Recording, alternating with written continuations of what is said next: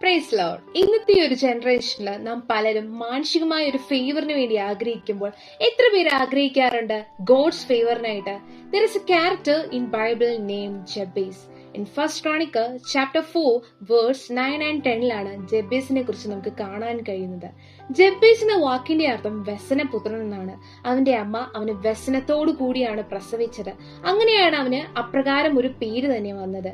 സ്വന്തം അമ്മ പോലും അവനൊരു വ്യസനപുത്രനായിട്ടാണ് കണ്ടത്. അത് അവന് ഒത്തിരി ഹേർട്ട് ആയിട്ടുണ്ടാവാം അല്ലെ? ജബേസിന്റെ ലൈഫ് മെയിൻലി ഹൈലൈറ്റ് ചെയ്യുന്നത് അവന്റെ പ്രയർ ആണ്.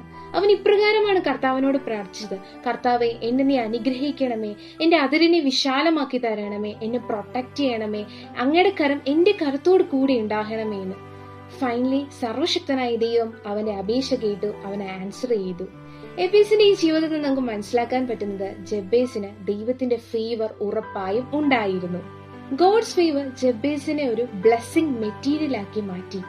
നിങ്ങളുടെ പാസ്റ്റോ നിങ്ങളുടെ നെയിമോ നിങ്ങളുടെ ഒന്നും നിങ്ങളുടെ ഫ്യൂച്ചറിനെ എഫക്ട് ചെയ്യത്തില്ല. എങ്ങനെ? ഗോഡ്സ് ഫേവർ ഉണ്ടെങ്കിൽ.